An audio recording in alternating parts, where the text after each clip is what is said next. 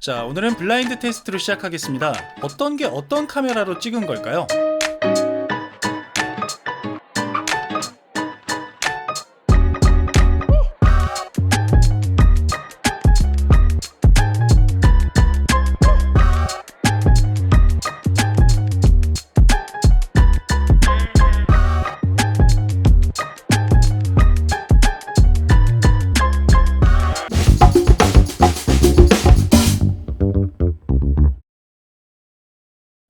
자, 블라인드 테스트 정답부터 공개하겠습니다. 순서대로 인스타360 에이스 프로, DJI 오스모 액션 4, 고프로 히어로 12 블랙이었는데요. 어떻게 정답을 맞추셨는지 모르겠습니다. 네, 오늘은 인스타360 에이스 프로 두 번째 리뷰 시간인데요. 지난번에 메인 리뷰 안 보신 분들은 그걸 보고 오시면 더 좋습니다. 그 영상에서 제가 못 다뤘던 내용들도 있고, 또 제가 비교 리뷰 전문이잖아요. 타사 액션캠들과는 어떻게 다른지 궁금하기도 해서 두 번째 리뷰를 준비했습니다. 사실 오늘 영상은 인스타360의 제작 지원으로 만드는 영상이긴 한데, 제가 최대한 객관적으로 비교해 볼 테니까 궁금하신 분들은 영상을 끝까지 봐주세요. 자, 항목별로 빠르게 할 테니까 놓치지 말고 잘 따라오세요. 마운트 방식. 인스타360과 DJI는 마그넷 결착식 마운트를 사용하고, 고프로는 핑거 마운트를 사용합니다. 물론 마그넷 마운트도 결국에는 핑거 마운트이기 때문에 액세서리 호환에는 모두 문제가 없는데요. 실제로 사용해본 결과로는 마그넷 마운트가 훨씬 편하긴 했습니다. 특히 비교 촬영하면서 액션캠 3대를 뺐다 꼈다 해야 되는 경우가 많았는데, 이 마그넷 마운트는 쉽게 탈착이 되니까 이게 너무 편했고, 고프로는 이 스크루를 매번 돌리는 게 좀 귀찮긴 했어요. 물론 고프로도 퀵클립을 사용하면 탈착에 좀 더 자유로움을 더할 수 있고, 무엇보다 그만큼 격렬한 액티비티에도 훨씬 견고하기 때문에 심리적인 안정감이 큰 게 큰 장점이에요. 결론적으로 안정성에 있어서는 고프로가 앞서지만, 뭐 그렇게 격렬한 액티비티를 내가 안 한다 하시는 분들은 인스타360이나 DJI의 마운트 방식이 훨씬 편하실 거예요. 터치 스크린. 후면 스크린 사이즈는 액션4가 2.25인치로 가장 작고, 고프로가 2.27인치, 에이스 프로가 2.4인치로 가장 큰데, 터치 스크린은 확실히 큰 게 시원시원해서 좋더라고요. 물론 카메라 사이즈가 좀 커지고 무거워지는 건 있지만 뭐 그렇게 불편함을 느낄 정도는 아니었어요. 특히 이게 전면 셀피 스크린으로 가면 격차가 더 커지는데, 에이스 프로는 플립 스크린을 사용하기 때문에 빌트인 스크린과는 비교할 수 없는 쾌적함이 있었고, 이게 매번 스크린을 접었다 폈다 하는 불편함도 있긴 하지만 그 불편함보다 이 큰 화면의 쾌적함이 더 크더라고요. 그리고 액션4는 고화질 영상에서 전후면 스크린을 같이 사용할 수 없다는 단점이 있습니다. 이 점이 좀 불편한 점이었어요. 메뉴 조작. UI나 메뉴 컨트롤도 인스타360이나 DJI가 고프로보다 좀 더 편하게 느껴졌는데, 둘 다 스크롤 방식에 소리까지 더해지니까 메뉴 조작이 굉장히 경쾌했고, 텍스트나 아이콘들이 시원시원해서 좋더라고요. 반면에 고프로는 한 화면에 모든 설정 값들이 다 들어가니까 그게 좋긴 하지만 상대적으로 좀 답답한 느낌이 들었어요. 고프로만 리뷰할 때는 얘도 UI는 괜찮다 싶었었는데, 뭐 이런 표현은 어떨지 모르지만 예쁜 애들이랑 같이 있으니까 차이가 좀 나더라고요. 컬러, 화질.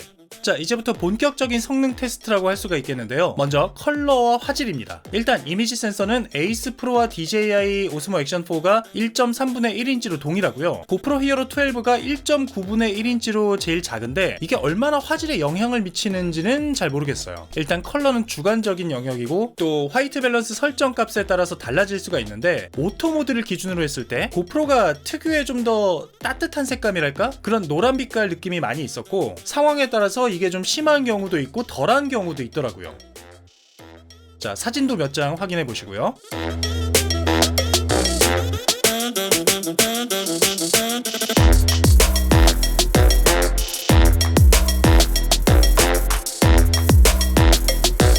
화질은 사실 주간 기준으로는 셋 다 훌륭했는데, 실내나 HDR 환경에서는 차이가 좀 났습니다. 특히 역광 상황에선 DJI가 유난히 어둡게 느껴졌는데, 실내에서는 약간 뽀샵한 것처럼 디테일이 살짝 뭉개지는 모습도 보이더라고요. 오히려 좋은 건가?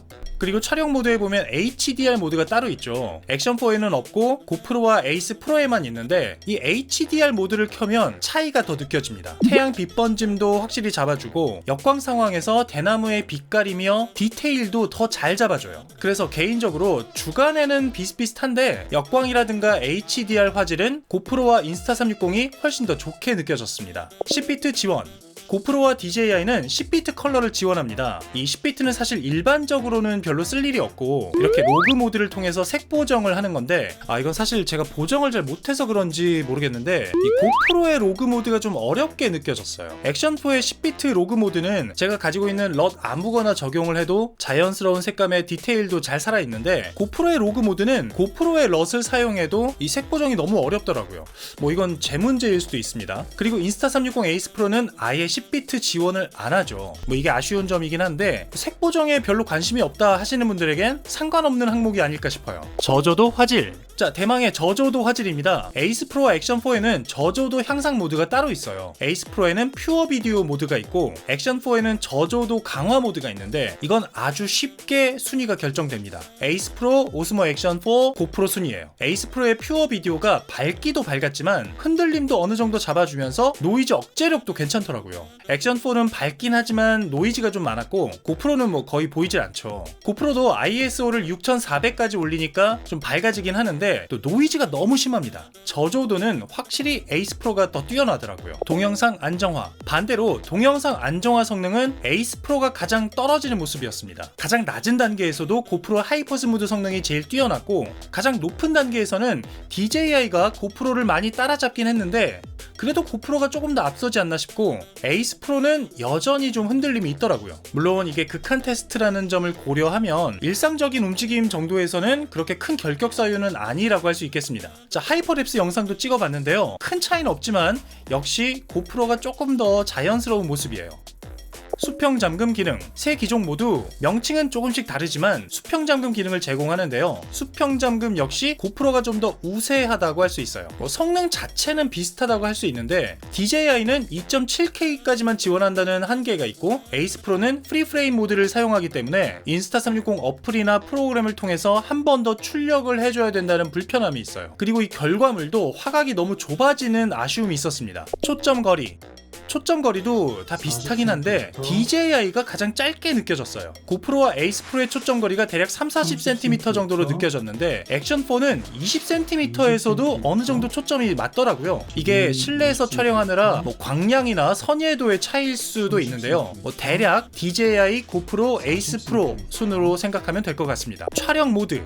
촬영 모드가 다양하다고 해서 좋은 카메라는 아니겠지만 퍼포먼스가 중요한 액션캠에서는 강점이 될 수도 있는데요. 일단 에이스 프로에는 HDR 모드를 비롯해서 스타랩스라든가 퓨어 비디오, 루프 동영상, 연사 등등 다양한 촬영 모드가 있습니다. 특히 촬영 후에 화각을 선택할 수 있는 프리프레임 모드도 있고 굉장히 다양해요. 그리고 무엇보다 4:3 모드를 모든 해상도에서 사용할 수 있다는 게 큰 장점이에요. 고프로도 HDR, 스타트레일, 라이트 페인팅, 연사 등등 최근에 촬영 모드가 굉장히 많이 다양해졌어요. 특히 8:7이나 9:16 등 다양한 화면 비율을 제공한다는 게 장점이라고 할 수 있는데 반면에 고프로는 해상도별로 제공하는 화면 비율이 제각각이에요. 예를 들어서 4:3은 2.7K만 지원한다든가 16:9 2.7K에서는 240fps만 지원한다든가 해상도별로 제한사항이 있어서 이게 좀 많이 아쉬운 부분이긴 합니다. 그리고 DJI는 촬영 모드 자체는 좀 빈약해요. 10비트 로그 촬영 말고는 대부분 기본 촬영 모드밖에 없고 무엇보다 연사 모드가 없더라고요. 이게 숨어 있어서 제가 못 찾는 건지 모르겠지만 이 액션캠의 연사 모드가 안 보여서 좀 당황을 했습니다. 혹시나 제가 잘못 알고 있는 거면 댓글로 정정을 할게요. 슬로우 모션. 슬로우 모션은 세 기종 모두 1080 240fps, 4K 120fps를 지원하는데 240fps에서 화질 차이가 좀 있더라고요. 슬로우 모션이 굳이 화질 차이가 날 이유가 있나 싶긴 한데 고프로가 일단 제일 자연스러웠고 액션4는 좀 샤프니스가 강한 느낌? 그리고 에이스 프로는 디테일이 좀 많이 뭉개지는 모습이었어요. 반응 속도. 반응 속도는 모드에 따라서 약간의 차이가 있긴 한데요. 전반적으로 에이스 프로가 좀 느린 모습이었습니다. 빠르다.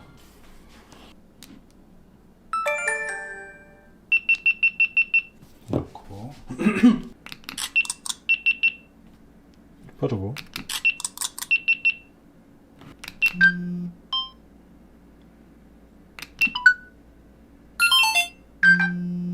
방수 성능. 방수는 고프로와 에이스 프로가 동일하게 10m 방수를 지원하는데 오스모 액션4는 무려 18m 기본 방수를 지원합니다. 18m면 하우징 없이 액션캠 방수 성능만으로는 거의 최고가 아닌가 싶은데요. 그리고 에이스 프로는 플립 스크린을 탑재한 상태로 10m 방수가 된다는 게 굉장히 놀랍더라고요.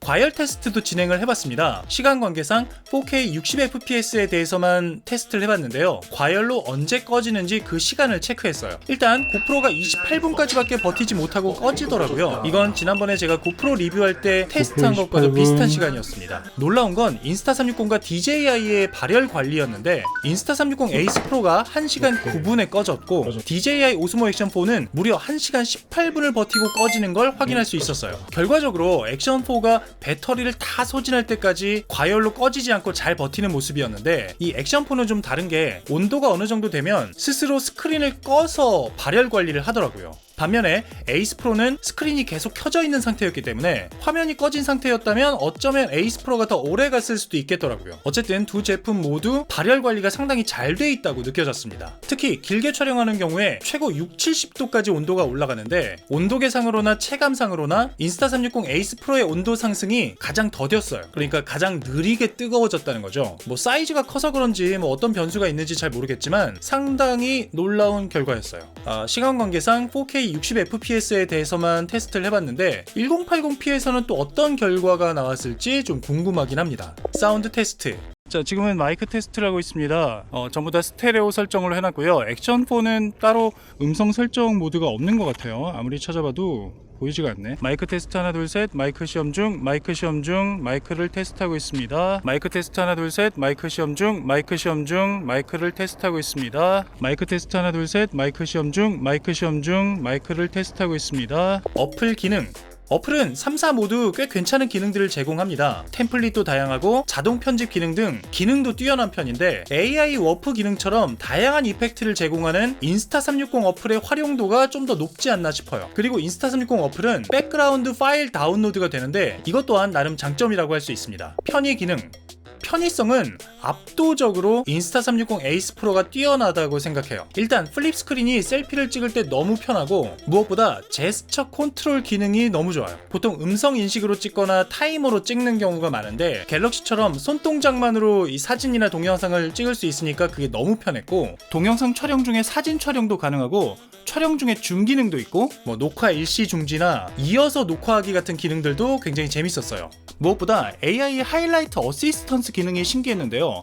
이렇게 영상을 찍으면 자동으로 하이라이트 부분을 표시해 주는데 이 하이라이트 구간만 따로 모아서 저장할 수도 있어서 편집할 때 파일 용량을 최소한으로 줄일 수가 있어요. 그러니까 찍으면서 편집을 동시에 할 수 있는 거죠. 사전 녹화 기능이나 라이브 기능은 세 기종 모두 있는 것 같고 블루투스 오디오 연결은 이 DJI는 되는지 모르겠는데 고프로랑 에이스 프로는 에어팟 연결이 됩니다. 음성 인식의 경우는 고프로는 한국어 음성 인식이 가능한데 DJI나 인스타360은 영어나 중국어밖에 안 되니까 이 점도 차이점이에요. 기타 장단점.